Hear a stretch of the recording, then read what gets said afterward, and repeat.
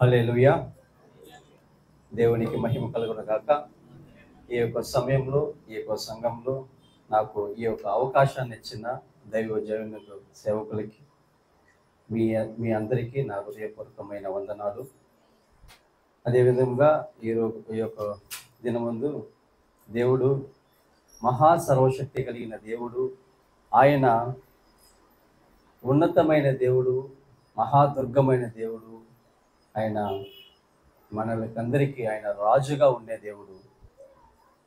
అతను సిలువ వేయడానికి పట్టేదానికి వచ్చినప్పుడు అక్కడ ఒక విషయం జరిగింది. ఎందుకంటే మన దేవుడు వచ్చేసి యేసు ప్రభు పిరికివాడు కాదు, అమాయకమైన ఏదో ఆయన తెలిసి తెలియని వాడు కాదు, ఆయన సర్వశక్తిమంతుడైన దేవుడు. అక్కడ అతన్ని పట్టేదానికి వచ్చినప్పుడు అక్కడ ఒక చిన్న విషయం జరిగింది. అక్కడ అతని దగ్గరికి వచ్చి ఎవరు యేసుని అడిగినప్పుడు ఆయన చెప్పినాడు, నేనే అని చెప్పినాడు. నేనే అనే ఆ మాట చెప్పిన వెంటనే అక్కడ మీరు చదివినట్లయితే తూలిపడిరి, అక్కడ అందరూ తూలిపడిరి. ఆ తర్వాత వెనకాల వచ్చిన వాళ్ళు అతన్ని పట్టి బంధింపడం జరిగింది. ఇది నేనే అనే మాట మన పాత నిబంధనలో, అదేవిధంగా కొత్త నిబంధనలో ఇది ఒక పవర్ఫుల్ వర్డ్గా ఉంటుంది. అదేవిధంగా ఇంకొక విషయము, అతను ఎవరో కొడితే ఆయన చనిపోయిన వ్యక్తి కాదు. రోమన్స్ వాళ్ళు అతన్ని తీసుకువెళ్ళి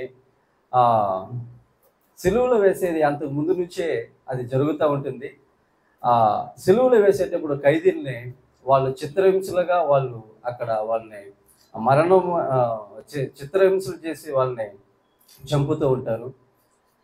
ఆ సిలువ పైన ఏలాడే వాళ్ళని పైన కాకులు, గ్రద్దలు ఇవంతా వచ్చేసి వాళ్ళ శరీరాన్ని పీక్కొని తిని అప్పటికి కూడా వాళ్ళు ఆ మరణాన్ని వాళ్ళు మరణించకపోతే మోకాళ్ళని విరగగొట్టి వాళ్ళని చంపేవాళ్ళు.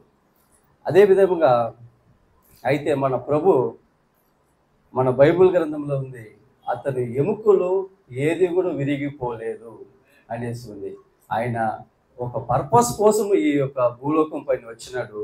అతను తిరిగి తండ్రి నా యొక్క ఆత్మని మీ చేతులకు అప్పగిస్తాను ఆయన అప్పగించాడు. కానీ ఎవరో కొడితే ఆయన చనిపోయిన వాడు కాదు. ఆయన మన కొరకు వచ్చినాడు. మన కొరకు ఆయన ఒక పర్పస్గా వచ్చి మన యొక్క పాపాన్ని, మన యొక్క శాపాలని అతని సిలువలో మోసి మనకి బహు రక్షణాన్ని మనకు కలుగు చేసినాడు. అదేవిధంగా మొదటి మాట నాకు ఇచ్చిన మీకు అందరికీ హృదయపూర్వక వందనాలు.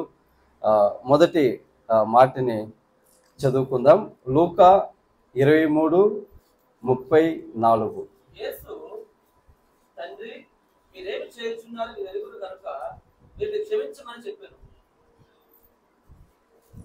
ప్రార్థన చేసుకుందాం. మహాపరిశుద్ధమైన నా తండ్రి, ఈ యొక్క సమయంలో నైనా మీ వాక్యాన్ని ధ్యానించే భాగ్యాన్ని మాతో ఉన్న సహోదరులకి మీరు అనుగ్రహించిన కృపను బట్టి మీకు వందనాలయ్యా. మీ యొక్క మాటలు ఆనిముత్యమైన మాటలు రాజా, దయగలిగిన ప్రభువా, వీటిని ధ్యానించే కృపని, పరిశుద్ధాత్మ సహాయాన్ని అయ్యా నాకు నా వెనకాల వచ్చే ప్రతి ఒక్క సహోదరులకి అనుగ్రహించమని యేసయ్య అతి పరిశుద్ధమైన నామంలో అడిగి వేడుకుంటున్నాము తండ్రి, ఆమేన్. యేసుక్రీస్తు వారు సిలువలో వేలాడదీసి అతనికి 4 అంగుళాల ముళ్ళు కిరీటాన్ని అతని యొక్క తలపైన ఉంచి అతన్ని రక్తము చిందించేస్తూ అతన్ని బహు వేదన పరుస్తూ నిలుస్తూ ఉన్నారు. అయితే మనకి ఆ యొక్క ముళ్ళు 4 అంగుళాల ముళ్ళు అంటే అందరికీ తెలుసు. చిన్న ముళ్ళు మనకి పాదంలో ఎక్కితేనే అయ్యో అమ్మ అని చెప్పి 2 రోజులు మనము నడవకుండా కాళ్ళు పైకి లేపుకుంటాము. అయితే మన ప్రభు ఆయన యొక్క పైన ఆ యొక్క కిరీటంలాగా చేసి ఆ ముళ్ళుల్ని బాగా అదిమి రక్తం చిందించేటట్లుగా ఉండేటప్పుడు ఆయన భారాన్ని మోస్తూ ఆ ఆ నొప్పిని ఎలా ఉంటుందని వీరందరూ దాన్ని గ్రహించగలరు. అదేవిధంగా ఆ ఆయన సిలువు పైన వండుకొని అలాంటి వేదన పరుస్తున్న వాళ్ళని చూసి అక్కడ చెప్తున్నాడు, తండ్రి వీరు ఏమి చేస్తున్నారు, వీళ్ళు ఎరుగురు, వీళ్ళని క్షమించండి అని చెప్తున్నాడు అనమాట. అంటే అక్కడ ప్రార్థన చేసే వాళ్ళ గురించో, అతని గురించి ఏడ్చే వాళ్ళ గురించో, అతని గురించి దుఃఖపడే వాళ్ళ గురించో, అయ్యో ఇతను ఇట్లా చేస్తున్నాడే అనే వాళ్ళ గురించి అతను ఎక్కడా వచ్చేసి మాట్లాడడం లేదు, వాళ్ళ గురించి అక్కడ చెప్పడం లేదు. కానీ అతన్ని ఎవరు వేదన పరుస్తున్నారో, ఎవరు అతన్ని దుఃఖపరుస్తున్నారో, ఎవరు అతన్ని మహా దూషిస్తూ ఉన్నారో, అరే మోసగాడు వీడు చనిపోతున్నాడు అనేసి అతన్ని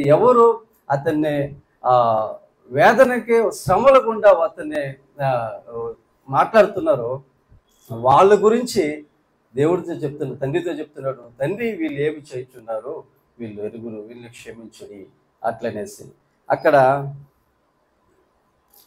సహజంగా మనకి మనుషులకి ఉన్న ఒక విషయం ఏమిటంటే, మనుషుల్ని ఎక్కువగా ఎవరు మనల్ని ప్రేమిస్తారో, ఎవరు మనల్ని వచ్చేసి గొప్పగా మాట్లాడతారో, ఎవరు ఈ వ్యక్తి ఆహా మంచి వ్యక్తి, ఇతను చాలా గొప్పగా వ్యక్తి అట్లనే పొగిడే వాళ్ళ గురించే మన యొక్క ఫోకస్ అంతా వాళ్ళపైన ఉంటుంది. ఎవరు మనల్ని ఎక్కువ ప్రేమిస్తారో వాళ్ళపైన మన యొక్క ఫోకస్ ఉంటుంది. అయితే దేవుడు అయితే అక్కడ దేవుడు చెప్తున్న మాట ఏమిటంటే,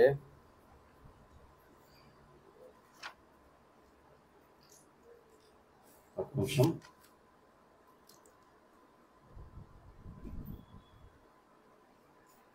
అతన్ని ఎవరు వేదన పరుస్తున్నారో, అతన్ని ఎవరు దుఃఖపరుస్తున్నారో వాళ్ళ గురించి అతను దేవుడితో చెప్తున్నాడు, తండ్రి వీళ్ళు ఏమి చేస్తున్నారో వీళ్ళని క్షమించు అనేసి.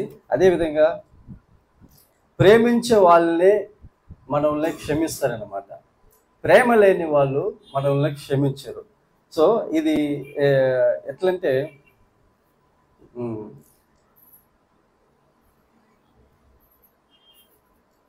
ఎవరు తండ్రికి ప్రార్థన చేయగలుగుతారంటే, ఎవరు మన యొక్క ఆ యొక్క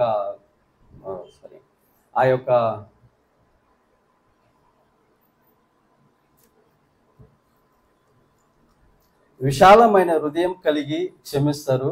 విశాల హృదయం కలిగి అర్థం చేసుకున్న వాళ్ళు మాత్రమే క్షమిస్తారు. ఎవరు ప్రార్థన చేయగలరు, తండ్రికి ఎవరు అయితే కుమారులుగా కలిగి ఉన్నారో వాళ్ళు మాత్రమే ప్రార్థన చేయగలరు. మన ఒక నలుగురు విషయంలో మనం చూసినట్లయితే, ఈ నిర్భయ కేసు మనకు అందరికీ తెలిసిన విషయమే.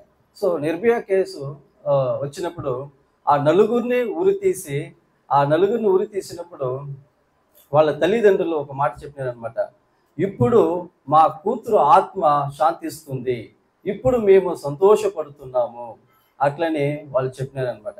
అంటే ఇది వాళ్ళు ఎందుకు ఆ రోజు వాళ్ళు క్షమించలేకపోయారు అంటే, దేవుడి యొక్క ఆత్మ ఎవరు హృదయంలో ఉంటుందో, దేవుడి యొక్క పోలికలు ఎవరు హృదయంలో ఉంటారో, దేవుడి యొక్క మాటలు ఆయన శాంతి సమాధానము ప్రేమ కలిగి ఎవరు హృదయంలో ఉంటుందో వాళ్ళు మాత్రమే క్షమించగలరు.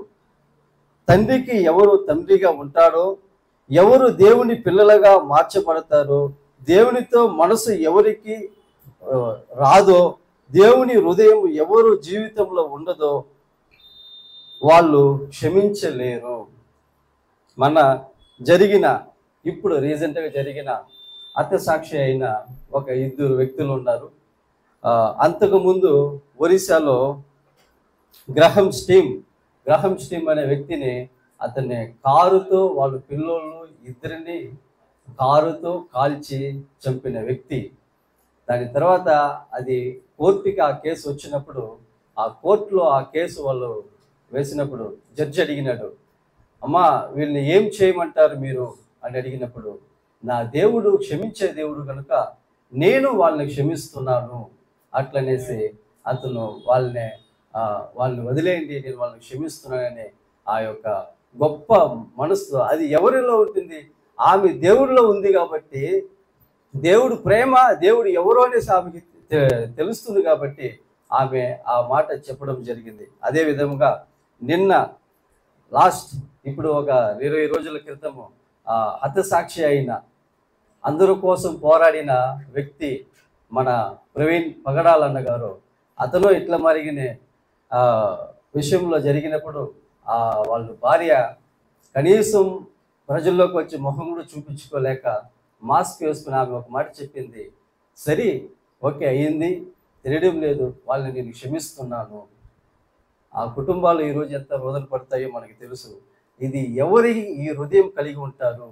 దేవుణ్ణి ప్రేమించే వాళ్ళే, దేవుళ్ళు ఉండే వాళ్ళకి ఈ యొక్క ఆత్మ వస్తుందే కానీ ఈ యొక్క ప్రేమ ఉన్న వాళ్ళే క్షమించగలుగుతారు.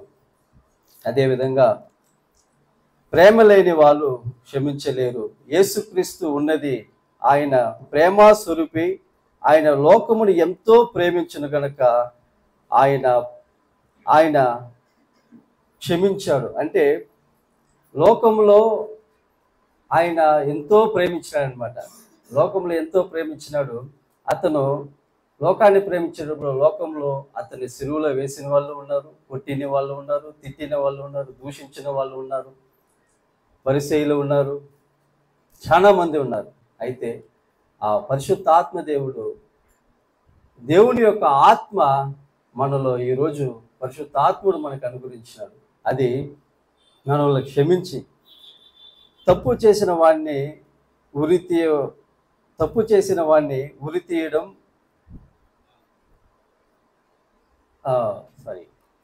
చేసిన వాళ్ళని ఉరి తీయమనడం అనేవాడు ఒక్కసారి మాత్రమే పేపర్లో కనబడతాడు, మన అందరి మధ్యలో కనబడతాడు. అరే వీడు మంచి జడ్జిమెంట్ ఇచ్చినాడు అనేసి. అయితే కీడు చేసిన వాడిని క్షమించండి అనేవాడు ప్రతి ఒక్కరు నోట్లోనూ పలుకుబడతాడు. అదేవిధంగా ప్రతి ఒక్కరి జీవితంలో కనబడతాడు. రేపు పుస్తకాల్లో ప్రింట్ చేసి తరతరాలు వాళ్ళ గురించి మాట్లాడబడతారు, చరిత్రలో వాళ్ళ గురించి నిలువబడతారు.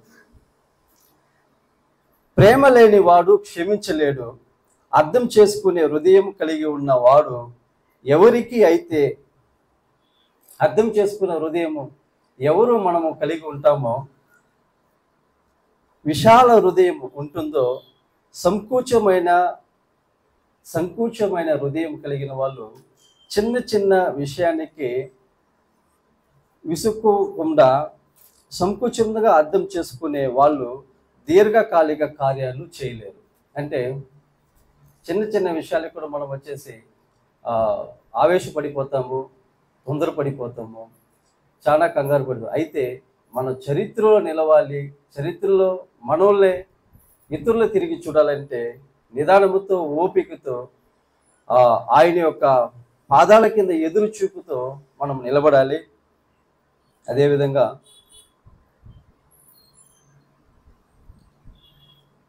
మన ప్రభు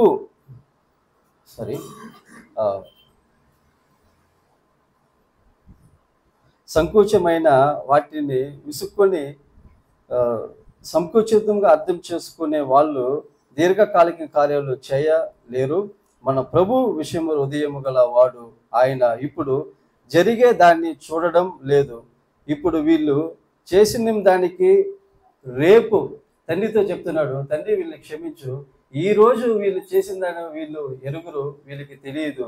అయితే ఈ విషయం వీళ్ళు చేస్తున్నారు కాబట్టి రేపటికి లక్షల కోట్ల మంది రక్షణ భాగ్యానికి రాబోతున్నారు కాబట్టి అది వాళ్ళు తెలియకుండా చేస్తున్నారు, వాళ్ళని క్షమించండి అట్లని మన ప్రభు చెప్తున్నారు అనమాట, సెలవిస్తున్నారు అనమాట.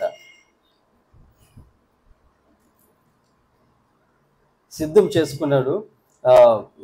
ప్రజలకి రాబోయే రక్షణను చూసి కోసం నన్ను వీళ్ళు సిద్ధం చేస్తున్నారు, అందుకు అయ్యా వీళ్ళని క్షమించండి అని దేవుడితో ప్రార్థన చేస్తున్నాను అనమాట. అది ఒకవేళ వాళ్ళు సిలువలో వేయలేకపోయి ఉంటే మనకు ఈ రక్షణ మనకి వచ్చేది కాదు. ఆ రోజు ఆ ప్రజలు యేసుక్రీస్తు వారిని సిలువలో వేసిన వల్లనే మనకి ఒక రక్షణ భాగ్యం మనకి దొరికింది.